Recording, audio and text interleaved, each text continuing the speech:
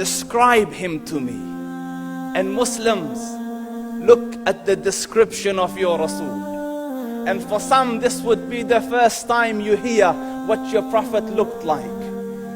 I saw a man of striking appearance.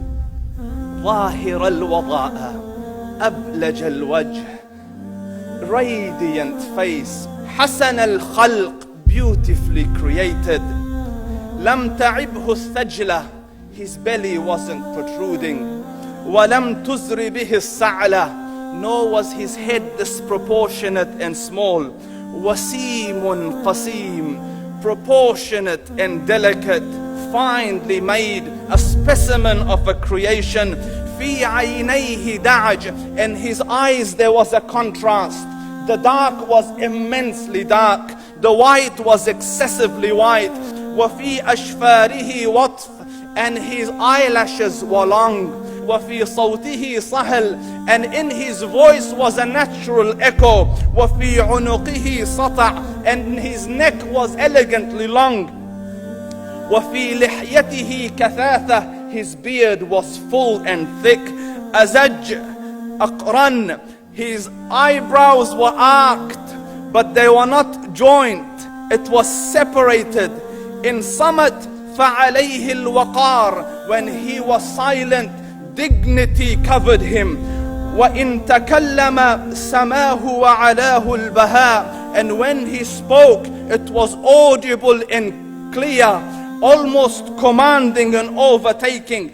أجمل الناس وأبهاهم من بعيد, from afar the most striking and outstanding in appearance. وأحسنهم وأجملهم من قريب, and when he came near, the best of them and the most handsome of them in closeness.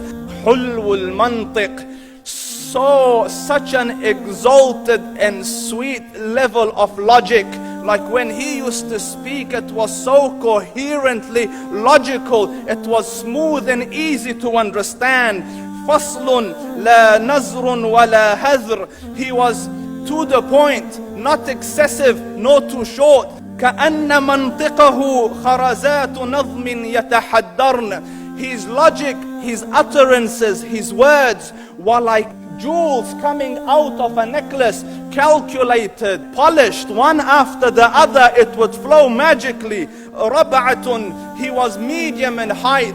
Your eye didn't have to strain to look up at him, nor was it tedious to look down at him. He was a comfortable sight to look at. له رفقاء يحفون به, he had friends, the people that were with him, they were working around him to try to serve and protect him. إن قال سمعوا لقوله, when he used to say something, they used to hearken to what he used to say. وإن أمر تبادروا إلى أمره, when he commanded, they used to compete to fulfill the command. This is Muhammad Rasulullah. This is Muhammad Rasulullah. Anas ibn Malik says, he says, I came out one night, it was the full moon night.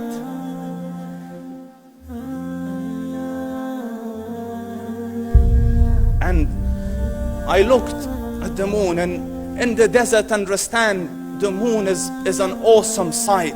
It is smooth, it is radiant, it is clear, it is gentle compared to the scorching sun at which they are used to. So the moon was the epitome of beauty. So he says, I came out at a full moon night and I looked at the moon and I saw it beautiful, handsome. So I said, let me go see if the moon is more handsome or my Prophet is more handsome. Let me see if that is more beautiful or the Prophet is more beautiful. So I went and I saw him standing afar. So I looked at his face and I looked at the moon, and I looked at his face, and I looked at the moon, and I looked at his face, and I looked at the moon, and he said, Wallahi, he was more handsome than the moon in its entirety. That is just the look of your Rasul. Aisha radiyallahu anha says, I was sewing with the needle, my needle dropped in the dark, I couldn't find it. I said, Ya Rasul, I can't find it. He moved his face close, and I swear, out of the radiance of his face, I found my needle. And the Prophet sallallahu alaihi wasallam was mind-bogglingly handsome, but his handsomeness was covered with waqar and jalal and hayba. The Sahaba say, when we used to sit at his feet, two feelings conflicting would come on the heart. The first one, you wanted to look at him.